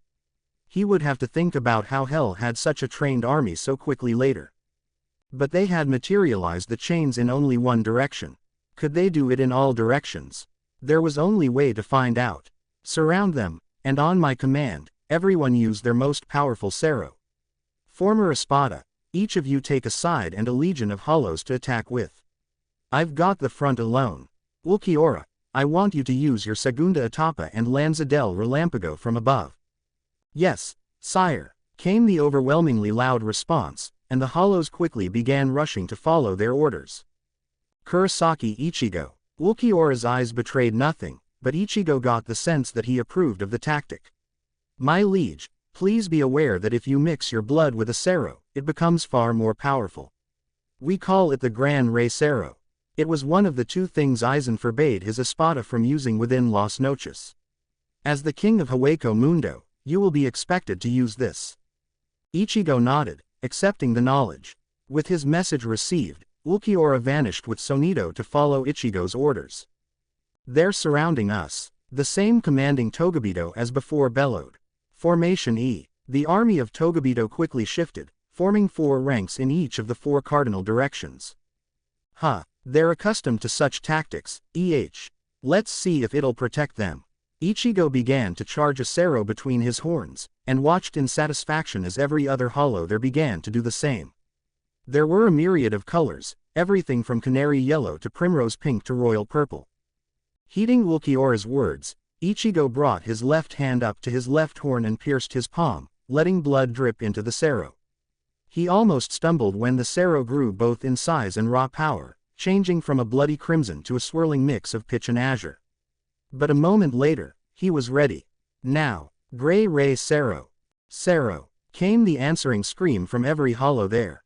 The ensuing light was nearly blinding, and Ichigo resisted the urge to close his eyes as lights of almost every possible color erupted simultaneously before him. The dark color of his Gran Ray Sero helped, shielding his sight with the cool embrace of darkness. Chains. The Togobito roared. The damning chains materialized, protecting the Togobito from the onslaught of hollow power, except Ichigo's blast carved right through them, obliterating the entire side that had attempted to stop him, as well as one of the ranks on the opposite side. What the? The commanding Togobito breathed, staring at the solitary hollow who had wrought so much destruction with a single attack. Who was this hollow that could obliterate his master's chains so easily? His horrified brain memorized the mask, the horns, the simple black longsword, the black coat. This could only be Kurosaki Ichigo. And now he understood why hell was so interested in him. Lanza del Relampago. The words were quiet, but even so they echoed in the battlefield, making every being look up at Ulquiorra, his black wings almost invisible against the night sky of Hueco Mundo, just as he threw the glowing teal javelin straight down. Sudden, desperate understanding filled the Togobito, and he began to panic. Chains. Get those chains above us. The Togobito in charge screamed, but it was too late. The javelin struck the desert sands, and promptly exploded. The explosion almost instantly expanded to encompass all the Togobito in the army, but was ironically held in by the Togobito's own chains, preventing it from hitting the hollows that had surrounded them. However, Ichigo had destroyed the chains that would have protected him. The explosion rushed out at Ichigo, who merely drew Tensa Zangetsu and held it at the ready, charging it with a minor amount of power. Just as Ichigo was about to be engulfed, he swung his sword downwards. The silent Getsuga carved the explosion in half, sending it to either side of him. The waist-length hair that graced his resurrection flew backwards wildly as the fiery air rushed past him, but Ichigo gave no visible reaction as he waited to see the results of Ulquiorra's attack. Finally, the air cleared, and Ichigo could see that there was hardly any trace of Togobito remaining. Hundreds of bodies could be seen falling into miniature portals back to hell, while chain fragments littered the landscape for mere moments more before they disappeared. However, there was something wrong about a spot in the air where Ichigo's Gran Ray Sero had impacted the chains of hell. The air itself was twisted, somehow. It wasn't the air ripping open, like a garganta or one of the hell portals. No, it was, like a spiral almost, and fading fast, curling in on itself. Frowning, he vanished and reappeared close to the aberration. He reached forward with a single claw and reached out with his spiritual sense, but he couldn't make sense of it. Ulquiorra. As if his mere name were a summons, Ulquiorra Sonido ed next to him, already back in his base form. Sire. What am I looking at? Ichigo asked quietly. A small tear in the fabric of space-time. This is one of the reasons why Gran Ray Sero was forbidden. Its power has the potential to warp and tear space. However, all such tears are inherently unstable. In another moment, the wound will heal. I see. Ichigo lowered his claw and turned away just as the wound to the air itself finished healing. He would have to be careful about using Gran Ray Sero in the future. I have news, my liege. It appears that my Lanza del Relampago has a limited ability to cut through the chains. I was able to determine it was able to cut through 4 chains on any of the given sides before losing enough energy to be restrained by the others. That's excellent news. I highly suggest you address your subjects now. They will require confirmation of their achievement, and this would be an excellent time to recruit them. Looking at how the hollows were now approaching him, he nodded. Agreed. Taking a moment to figure out the general message he wanted to give to the hollows, Ichigo raised his voice and spoke as loudly as could without screaming. Hollows. We have won this battle, but the war wages on. Too many of these Togabito have already returned to Hell, and Hell will know what we can do. The next time he attacks, he will send more at us, wanting to conquer us in our world. Or he may decide to pick us off one by one. We must stand together. So far, so good, Ichigo mused. It was impossible to tell if he was getting through so far, as the hollow masks made it difficult to tell facial expressions. So I invite you now, to join me at Las Noches. Let that be our castle, our home. Isn't that cowardice, hiding while Hell takes over the rest of Hueco Mundo? One of the Vasto Lord Hollows demanded. Immediately, angry mutters began to make their way through the crowd. We are not hiding, Ichigo roared, angry at the accusation. We are grouping together, pooling our strength. By working together, we can find and destroy Hell's forces wherever they appear. But for us to do that, we must have a place of operations. Let Las Noches be that place. What guarantee do we have that we won't be eaten? One of the more wary-sounding Ejukas questioned. All talk was instantly silenced. It seemed that was the major question most of the Hollows had. If anyone is eaten while in Las Noches, I will purify the offenders. Personally, Ichigo promised, his voice lowering as it became clear that he would be heard. But I do not require an answer now. All Hollows are welcome in Las Noches as long as they follow my rules. Whether you accept my invitation or not, be ready for the next invasion. With that, Ichigo flashed away with Sonido. Reappearing at the entrance to Las Noches, he released his Bankai and Resurrección, sheathing Zangetsu and removing his mask. Feeling Neliel appear next to him, he opened the doors. How many do you think will join us? A fair number, I think. One or two Vasto Lord looked interested. Some of the Ejukas and Natural Arankar. Nowhere near all of them, though, Neliel assessed. That's fine, he muttered. It's not like we have room for all of them just yet anyway. Are you all right? Neliel asked, hearing a strange note in Ichigo's voice. I'm fine. Just a little tired and overwhelmed, I guess, he admitted. I know I'm the king of Hueco Mundo, but I don't really know how to rule. All these expectations, it's a bit much, on top of the whole Hell situation. You're doing well, Neliel reassured him. They are beginning to respect you. It was a good plan out there, and you prevented the loss of any more hollow lives. Ichigo paused and looked at her. Yeah, I did, didn't I? Let's hope things keep going well. They walked in silence through the halls of Las Noches for a few minutes. Do you want to talk about your dream? Neliel queried quietly. The wizard glanced at her, or more specifically, her neck. Luckily, it seemed it hadn't bruised, but he could still feel her neck being slowly crushed underneath his grip. It was just another nightmare. Ichigo laughed bitterly. At least I can understand those. What do you mean? I've been having strange dreams lately. Every time I close my eyes, I'm dreaming of a couple of guys called Ayumu and Akio, discussing philosophy of all things. Ichigo growled in frustration. It's just so confusing. Who are they? Why am I dreaming of them? Neliel frowned, concerned. I take it that this isn't normal for Shinigami. No, not that I know of anyway. Is it normal for Hollows? No, but if it's neither Shinigami nor Hollow, the Arankar trailed off, uncertain. I don't know either, but I can't focus too much on it. I need to train. No, Neliel argued quietly. You need a chance to relax. Ichigo barked out a laugh. And how exactly can I do that? There's too much on the line. Every day I delay is a day that Hell gets stronger. I need to figure out how to seal him. Have you forgotten, Ichigo? Neliel whispered. Your power responds to your emotions, and the more turbulent they are, the harder it is to control your power. And without control over your own power, you can't hope to seal the power of others. She is correct, Zangetsu murmured. You made good progress with your chains when you were calm and felt the stress lift. Ichigo's shoulders slumped as they approached the door to his quarters. He hadn't even known that was where his feet were taking him.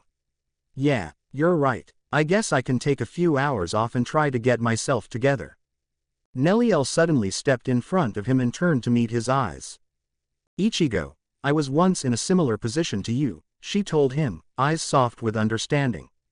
When I was one of Aizen's Espada, I was forced to fight for something besides self-defense or protection of those I cared for. And I hated it, despite knowing of its necessity. And if I wasn't sent on a mission from Aizen, Neutra would try to fight me. And even if I managed to get out of that, I always had to act as everyone else expected, like the aloof, powerful Tercera Espada. I had to act my station, both to the lower-ranked Espada and to all the Fraction, every day. I constantly felt like I was under pressure to do this, don't do that. And I was afraid every single day that if I screwed up, my Fraction, Dondochaka and Peshi, my beloved friends, would be killed as an example. Ichigo looked at her, eyes wide. He was speechless. Did Neliel truly understand? It was truly a blessing when Neutra and Zale cracked my mask and reduced me to a child. I could live and be with Dondochaka and Peshi without any further obligation to Aizen. But while I served Aizen, I retreated every day to my quarters to spend time with my Fraction, some of the only people who knew me for me. With them, I could relax, I could express all my frustrations and anger and grief. But I can't go home to my family, Ichigo whispered. No, but you do have someone here who understands you, who you can let your guard down around, Neliel whispered back, coming closer and pulling him into a hug. You don't have to be the king of Hueco Mundo to me. You don't have to be the substitute Shinigami or the transcendent wizard. You don't have to be a hero or the only one with the power to fight hell. You don't have to be anything you don't want to be. Not to me. Let me help you. His throat closed up, but he jerkily nodded, hugging her back. As they parted, Ichigo opened the door to his quarters and led them both in, closing it behind them. Do you think we'll win? Zeni was sitting quietly opposite her, meditating with the Zanpakuto that hell had given him, when he heard the quiet question. There's a good chance. It depends on Ichigo. But you still haven't told me what your plan is. And I'm still not going to, he answered easily, still not opening his eyes. Masaki looked at Zeni searchingly. Maybe you're Ichigo's smugness. Nope. Self-assured confidence. Nope. It was a game they had taken to playing. Ever since Zeni had revealed that he had originally represented some aspect of Ichigo, Masaki had taken to trying to guess it in her free time. Zeni humored her partly for something to do, and partly because he was curious what she'd think if she knew the truth. Ichigo's brilliant inner mastermind, I always knew he'd turn out to be pretty smart.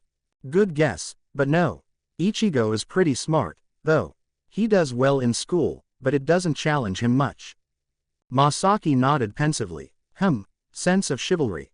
Nope. Do you really think that chivalry has the capacity to send someone to hell? Good point. I just have a really hard time imagining how Ichigo could ever go to hell. I know I haven't been there much for him, and I know he got into trouble with bullies before he ever got his powers, but what could there be that would send him to hell? Many things. Zeni opened his eyes and looked piercingly at Masaki. If a man knowingly sends a legion of men to their doom, knowing that not one of them will survive, but does he deserve to go to hell? Sure, even if he knew that it served a bigger purpose. What if their sacrifice will ensure peace for 100 generations? Exactly. He would have done great evil, in the name of greater good. Perhaps he would go to hell, perhaps not. Zeni shrugged. Let's try again. There was someone that Ichigo met while trying to rescue you. Kokuto, a Togabito, was damned here because he took pleasure in killing the people who murdered her. It's understandable, sympathetic even. And he never regretted it. Who would? But he was damned regardless. Why? Masaki asked, her face clearly showing a lack of understanding. Did he go on to kill innocent people, or do anything else evil? Not to my knowledge, but it doesn't matter. All Togabito know what sin damned them here. It's a quality of this dimension. Those who are damned for their actions in life know what they did wrong, tormented with the knowledge that they could have avoided this fate if they had just avoided that action. Zeni shook his head. That one action damned him. But why? Masaki repeated. I mean, I don't approve of killing when it's not necessary, but I can hardly condemn someone for not being able to cope if a loved one is murdered. The fragment of Ichigo sighed. When his sister was murdered, Kokuto had a choice, vengeance or justice. He chose vengeance, out of hatred for those who had slain her, and never regretted that choice. He never looked back at that choice, was never sickened with himself for having made them suffer before death purely for his own satisfaction. He never acknowledged nor repented the sadistic pleasure he felt. Of course he was damned. Hell is home to thousands, millions of murderers who still feel completely justified in their actions but in reality did it simply for their own pleasure. What makes Kokuto any different? How can you know such things? Masaki whispered. Because I am tied to hell, Zenny replied coldly. Because I was formed from both Ichigo's soul and hell's power. I wield hell's own Zanpakuto. Since hell's power is the force of this realm, I have greater understanding than most on what can damn a man here. You are all the traits that Ichigo has that could send him to hell. Masaki's voice was barely audible in her horror. You are his rage, his hate, his pride, you are the little evil thoughts that everyone has but good people don't act on. Zenny nodded, a wry smile on his face. All true, but you're missing the most important part. And what's that? That would be telling. Zenny closed his eyes once more, communing with the Zanpakuto and ignoring Masaki's frustrated demands for answers. That wasn't nice. No, but she needs to understand that Ichigo is not perfect. And that Ichigo could in fact go to hell, if he's not careful. And she has to learn that she can't always trust me, either. HMPH. You are more interesting than I thought. Zenny mentally rolled his eyes. It is a pleasure to entertain you. The sarcasm does not become you. Despite the words, the Zanpakuto spirit sounded amused. And suddenly, his communion was broken. Answer me, Masaki screamed, tears of frustration forming in her eyes as she pulled against her chains, trying to break free. No, Zenny snapped in a tone that brooked no argument. Only one being has the right to understand me in my entirety, and you are not that being. I am your mother. I may not have been there to raise Ichigo and by proxy you, but I gave my life to protect you because I love you. Why can't you let me get to know more about my son? If you are truly more than just the sum of Ichigo's possibly damning traits, then who are you? Zenny's face twisted with a swath of unrecognizable emotions, and for a moment Masaki had the wild thought that his eyes looked hurt before he turned away, hiding his expression. You do have the right to some answers, he whispered heavily. But I cannot give them. I am a fragment of Ichigo's soul. If he is to fully accept me back, he must come to the realization himself about who and what I am in my entirety. No one can know until he does. Masaki's mouth dropped. You want to be reaccepted into his soul, she breathed, because then you won't have to rely on hell to exist. You could cut all ties and save me then. Zenny said nothing. That's your plan, isn't it? You want salvation from hell, the same as every Togabito. Masaki's voice was full of understanding, with just a hint of pity. It's more than that, Zenny suddenly snarled angrily, whirling on her. You don't know what it's like to be so intrinsically tied to the core of someone's being, and then ripped out. I was part of Ichigo, a part that he knew and accepted. He was me, and I him. We were one. Zenny visibly shook with fury, his voice lowering. And then hell separated us, but that was fine because I was still part of his soul, just more visible than before. And we fought, yeah, but we had come to an understanding. It wouldn't be the same as before, but maybe one day it could be. But no, he shouted, punching into and through a nearby wall. Hell tried to use me to control Ichigo, so Ichigo cast me out. I understand why it was done, but I hate him for that. I want to forgive him, but I can't. He twisted back to stare accusingly at Masaki. He damned me to hell, and didn't even manage to get you out in the process. Zenny's eyes burned with hate and anger and desperation and something that Masaki couldn't immediately identify. I want to go back to the way things were before hell fucked everything up, he hissed. If I can save you, then maybe he'll fully accept me and we can go back to being one. Masaki was speechless, but before she could do anything more than begin to lift her arm in a comforting way, another voice rang out. There's more than one way to go back to being one. Hell stepped into the room slowly, deliberately. What do you mean? Zenny demanded. Simple. If you kill Kurosaki Ichigo, then the fact that part of his soul is already tied to me will draw the rest to do the same. While you were under my power, I tore you apart. Once he's under my power, I can put you back together. Hell smiled, his eyes betraying only a spark of malicious intent. Instead of relying on what ifs and maybes, or on the fickle nature of a human soul, just trust me to keep to my word. Slowly, to Masaki's horror, Zenny began to smile. All right, excellent. As it happens, the initial force sent to Hueco Mundo was completely decimated. But the commander did see Kurosaki Ichigo there, leading the Hollows. How about you lead the next charge tomorrow? Hell sounded positively pleasant, as though offering to treat a friend to a meal. Sounds perfect. Zani bowed. Thank you, Hell-sama. Thank you for watching. If you enjoyed the video, be sure to like, comment and subscribe, as well as checking out the author on fanfiction.net.